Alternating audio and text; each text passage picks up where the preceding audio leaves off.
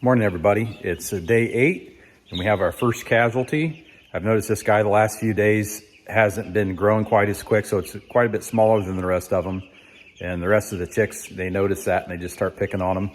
And I'll show you here. Really looks like they just kind of trampled him to death, just kept picking on him, and poor little guy. But we'll get him out of here. And we're also gonna change things up a little bit. They've graduated. I've been feeding them probably about 3 times a day, 2 of these each time, 6 in the morning, probably about 5 o'clock after work, and about 10 o'clock when I go to bed. So they've been eating about 6 cups of feed a day. So we went from this feeder here to, we're gonna go to this larger feeder. And as far as the waters go, been using these smaller waters, and they've been filling those up each time. So 6 of those a day. So we're going to this gallon water. That should last them quite a bit longer. So we're going to change those out, get rid of the little dead guy there, give him an aerial burial in the field, and keep tending to my little flock here.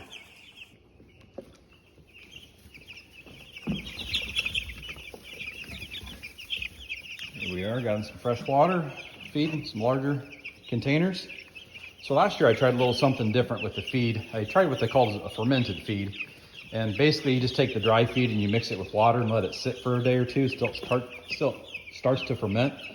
And then you just keep adding to that fermentation, adding dry stuff to the fermentation every day. And it worked pretty well.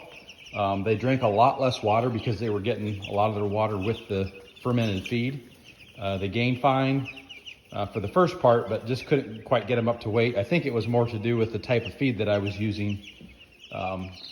And not necessarily the fermentation process. The theory is the fermentation helps kind of break down the grains and helps them to digest and be more efficient in digesting their food and using it to gain. So I may try that again. I'll wait till they get a little bigger.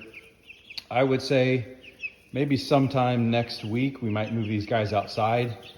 You can see how quickly they run out of space in here. They grow very, very fast. I would say they're at least double in size from when they started. You can see he fills up my hand quite nicely here, so they are certainly growing. And we've only lost one just this morning, so we're still doing good there. So we'll continue to keep you guys updated on how things are going.